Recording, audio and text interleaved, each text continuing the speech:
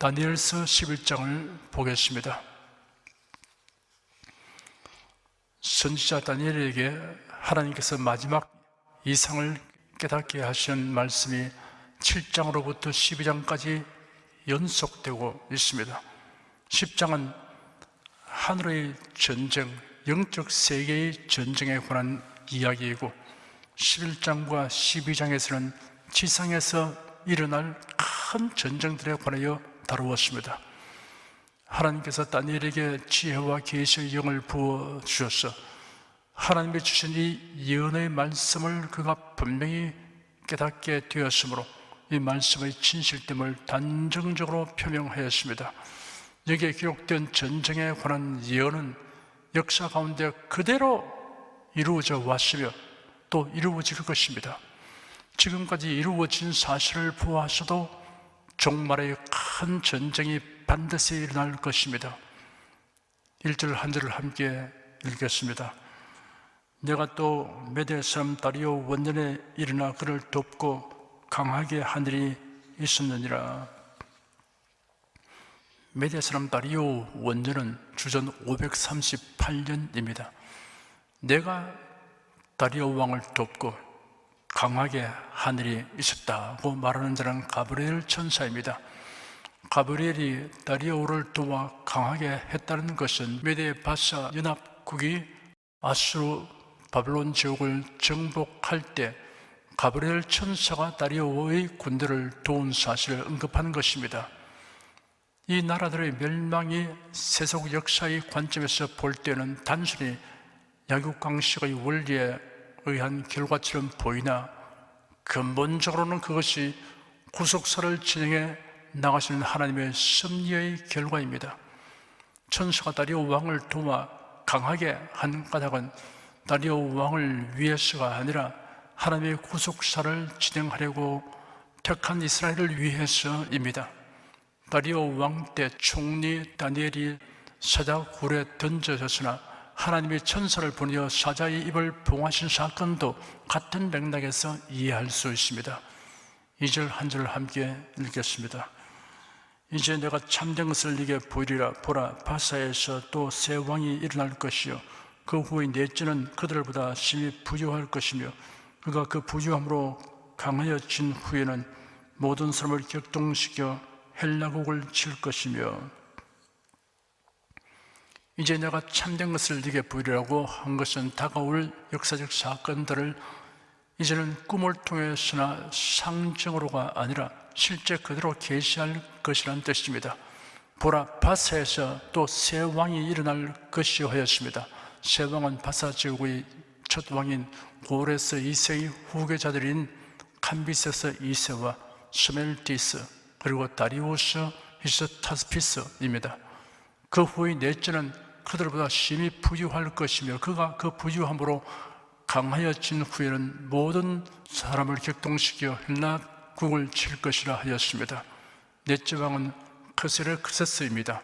이 사람은 에서스에서 아수에로라는 이름으로 등장하고 있습니다. 그는 실제로 바사 제국을 경제적으로 크게 번영케 했을 뿐만 아니라 그 부를 바탕으로 세계 최강의 군대를 조직하여 그 군사력도 막강했습니다. 그러나 아수에로는 마라톤 전투와 살라미스 해전에서 아테네와 스파르타를 중심으로 편성된 헬라 도시국과 연합군에게 크게 패함으로써 세계 정복의 뜻을 이루지 못했습니다. 3절 한 절을 함께 읽겠습니다. 장차 한 능력 있는 왕이 일어나서 큰 권세로 다스리며 임의로 행하리라. 한 능력 있는 왕은 페르시아 제국을 멸망시킨 알렉산더 대왕입니다. 그런 정복 능력에 있어서 세계 역사상 그 어떤 정복자보다도 월등했습니다. 그가 임의로 행하리라 하였습니다. 이 표현은 알렉산더가 그 누구도 제어할 수 없을 정도로 지극히 강대한 권력을 가질 것이라는 것과 동시에 그가 하나님의 뜻을 쫓아서가 아니라 인간적인 정복력에 따라 제멋대로 권력을 사용할 것이라는 이중적인 의미를 내포하고 있습니다. 임의로 행한다는 말은 하나님의 뜻을 거슬러 행하는 것을 의미합니다. 이를 두 종류로 나누면 이러합니다. 첫째, 하나님의 뜻에 대한 무지로 인하여 임의로 행하는 경우입니다. 바울 사도는 사도가 되기 전에는 교회를 가혹하게 박해하는 자였습니다.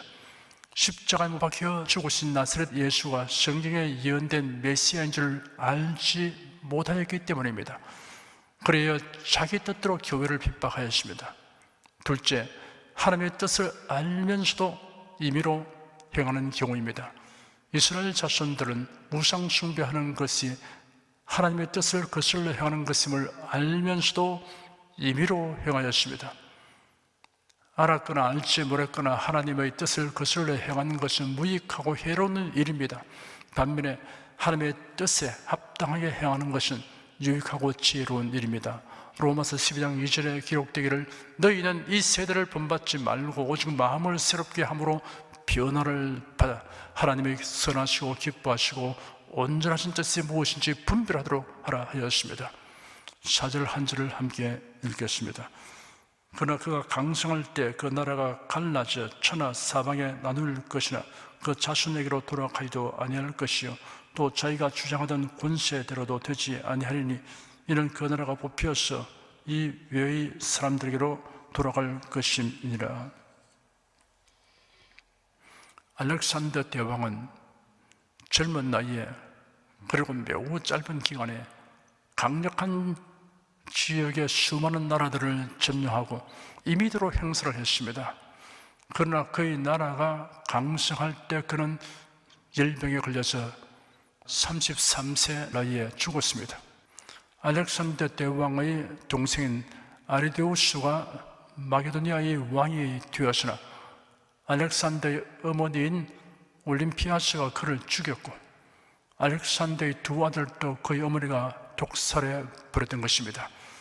알렉산더의 가족은 자신들의 손에 의해서 뿌리쳐 뽑혀버렸습니다. 예언하신 말씀 그대로 헬라 제국은 그의 후손이 아닌 다른 사람들에게로 돌아갔습니다.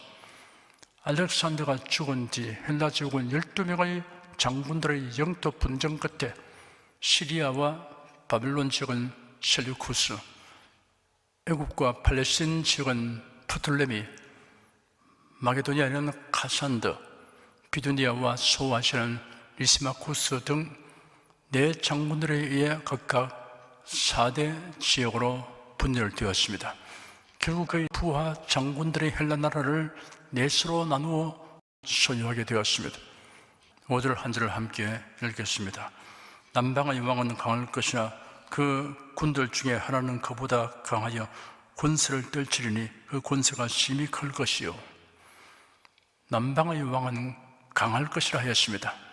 남방의 왕은 알렉산더가 이룩한 헬라 제국이 분열된 뒤 애굽을 통치하게 된 프톨레미 1세입니다. 그런 알렉산더의 제국을 분할 통치하던 네 장군 중 가장 유능한 장수였습니다. 그런 자신이 통치하게 된 애굽을 부강하게 하는데 전력을 다하였으며 그 결과 애굽은 다른 세 나라보다 월등히 강력하게 되었습니다. 그 군들 중에 하나는 그보다 강하여 권세를 떨치니 그 권세가 심히 클 것이라 하였습니다. 여기서 군들은 알렉산더의 헬라 제국을 분할하여 각기 나라를 차지한 네 왕들을 지칭하며 그들 중에 하나는 그보다 강하다고 언급된 자는 시리아를 통치했던 셀루쿠스 1세 니카토르입니다. 그는 초기에는 세력이 미약하여 프톨레미 1세에게 예속되어 있었으나 후에 프톨레미 1세를 도와 안티고누스를 패배시킨 뒤 프톨레미 1세로부터 독립하였습니다. 시리아 왕국은 독립한 뒤에도 계속 강성하여져서 애굽이 지배했던 팔레스틴 지역을 포함해 소아시아 인근 지역까지 석권하였으며 안티고스 3세의 제위기 이후에는 대애굽 전쟁에서도 우위를 지켰습니다. 셀루쿠스는 적어도 72개의 왕국을 지배하였다고 합니다. 6절 한 절을 함께 읽겠습니다. 몇 해 후에 그들이 서로 맹약하리니 곧 남방왕의 딸이 북방왕에게 나아가서 화친하리라. 그러나 이 공주의 힘이 쇠하고 그 왕은 서지도 못하며 권세가 없어질 뿐 아니라 이 공주와 그를 데리고 온 자와 그를 낳은 자와 그때 도와주던 자가 다 버림을 당하리라. 남방왕은 부돌레미 1세의 뒤를 이은 부돌레미 2세 필라델포스입니다. 북방왕은 셀루쿠스 1세의 손자인 안티고스 2세입니다. 부돌레미 2세는 주전 250년에 지중해와 유대 지역의 확보를 둘러싸고 계속되어 온 시리아와의 골치 아픈 싸움을 종식시키기 위하여 자기의 딸 베르니케를 당시 신이라는 의미의 데우스로 불리던 안티고스 2세에게 시집 보내면서 이른바 애굽 시리아 상호 결혼 동맹을 맺었습니다. 그러나 이 정략 결혼은 실패하고 말았습니다. 안티고스 2세는 부돌레미 2세의 딸을 아내로 맡기 이전에 이미 라우디케라는 아내와 그 아내에게서 낳은 두 아들 칼리니쿠스와 안티고스를 두고 있었습니다. 그런데 안티고스 2세는 부돌레미 2세의 제안에 따라 본처인 라우디케를 쫓아내고 애굽에서 온 새 아내를 정실로 받아들여 애굽과의 정략 결혼을 일단 성사시켰습니다. 그러나 얼마간의 시간이 흐른 후 본처였던 라우디케를 다시 궁으로 불러들였습니다. 절치부심하다가 궁으로 되돌아온 라우디케는 언제 자신이 다시 내쫓길지 모른다는 생각하에 계략을 짜고 자기 남편을 독살하였으며 남편이 베르니케에게서 낳은 아들들도 죽게 했습니다. 그런 후에 자기 아들 칼리니쿠스 셀류쿠스 2세를 왕으로 세우고 섭정을 하였습니다. 그리하여 애굽과 시리아와의 관계는 오히려 이전보다도 더 악화되는 결과를 초래하게 되었습니다. 7절, 8절, 2절을 함께 읽겠습니다.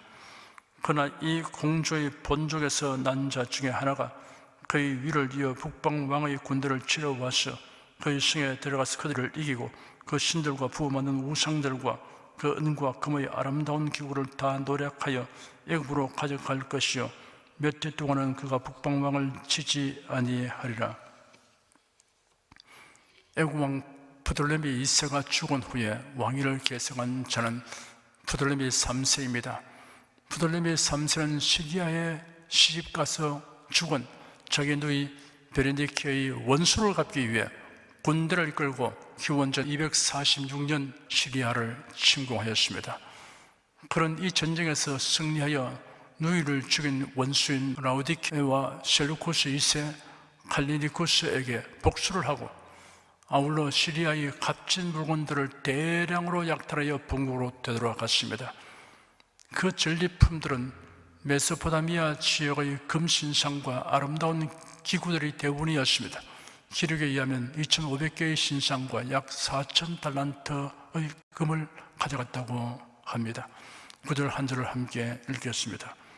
북방왕이 남방왕의 나라로 쳐들어갈 것이나 자기 본국으로 물러가리라.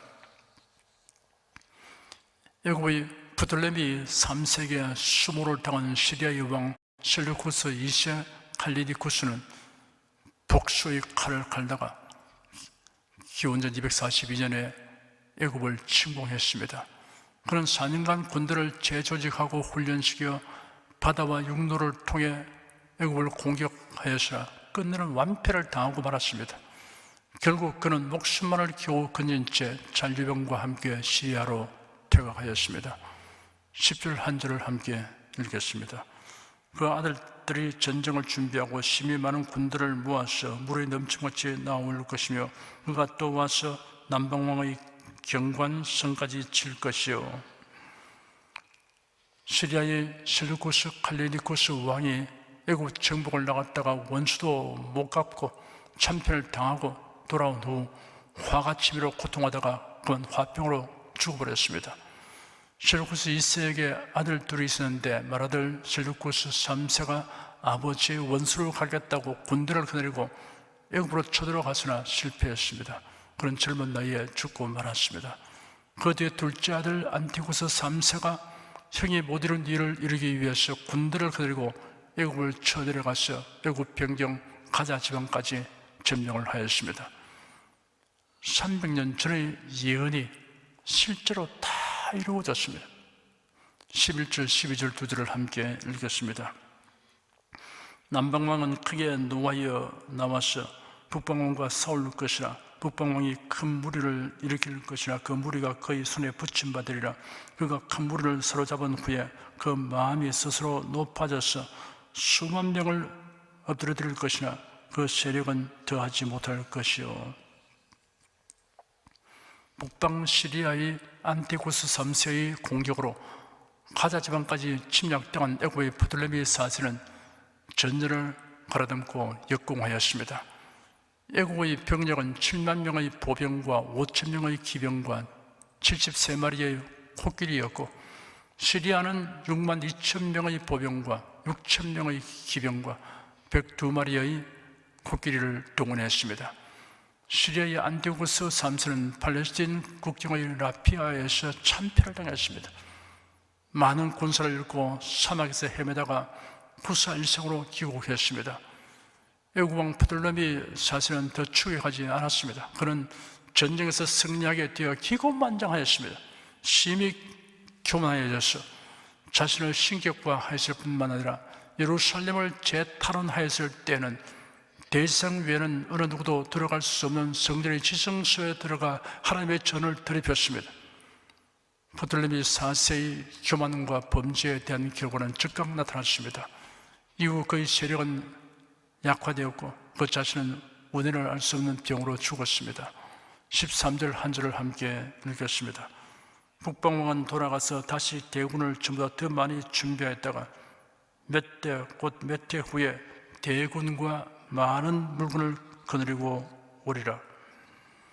쿠살성으로 귀국한 북방 시리아의 안티고스 3세는 아르메니아, 파르티아, 박트리아 등 주변의 여타 국가들을 정복하여 어느 정도 자신의 명성을 회복시켰습니다.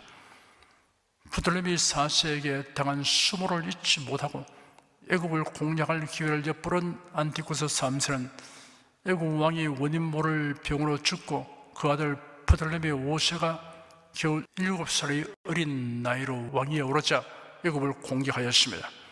그런 마게도니아의 빌립과 애국을 분할하는 약속을 하고 동맹군을 만들어 애국군을 격파하고 팔신 지역까지 정복하였습니다.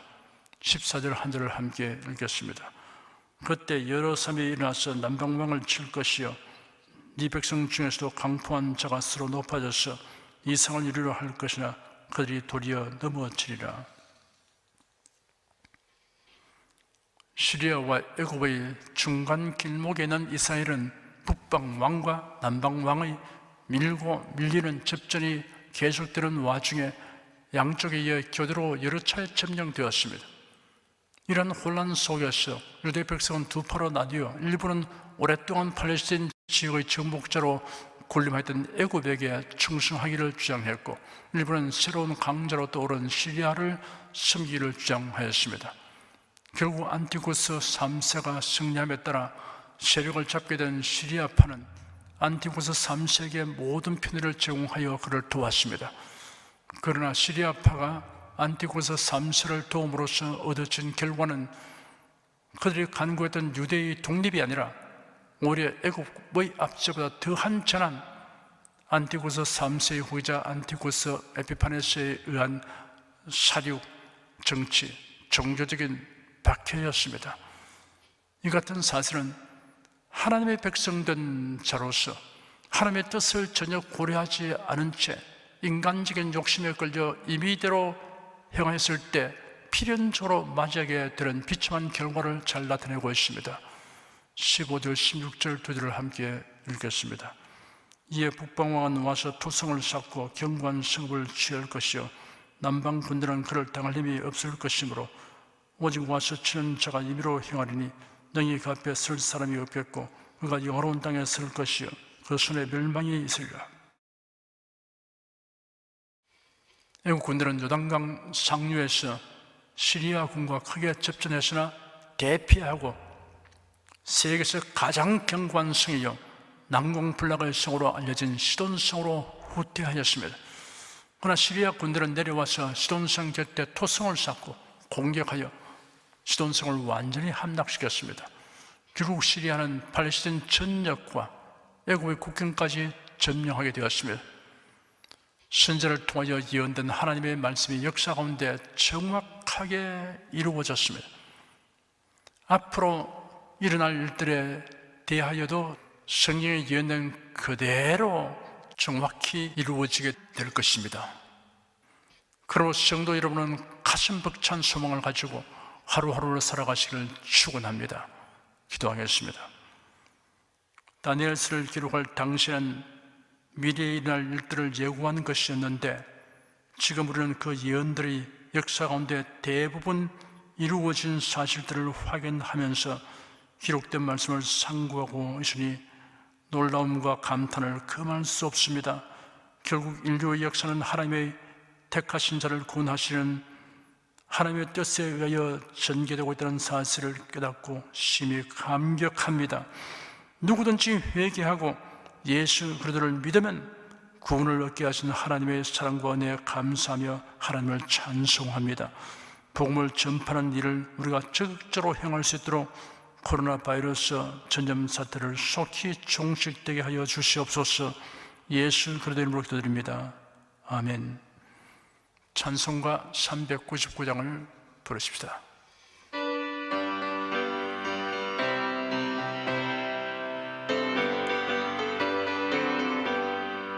주의 약속하신 말씀 위에서 영원토록 주를 찬송하리라.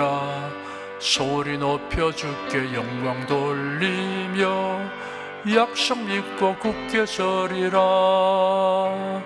굳게 서리 영원하신 말씀 위에 굳게 서리 굳게 서리 그 말씀 위에 굳게 서리라.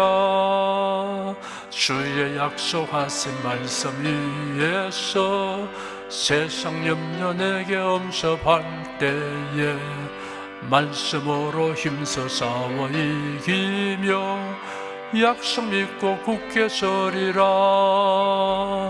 굳게 서리 영원하신 말씀 위에 굳게 서리 굳게 서리 그 말씀 위에 굳게 서리라. 주의 약속하신 말씀 위에서 영원하신 주의 사랑 힘입고 성령으로 힘써 싸워 이기며 약속 믿고 굳게 서리라. 굳게 서리 영원하신 말씀 위에 굳게 서리 굳게 서리 그 말씀 위에 굳게 서리라. 주의 약속하신 말씀 위에서 성령 인도하는 대로 행하며 주님 품에 항상 안식 얻으며 약속 믿고 굳게 서리라. 굳게 서리 영원하신 말씀 위에 굳게 서리 굳게 서리 그 말씀 위에 굳게 서리라.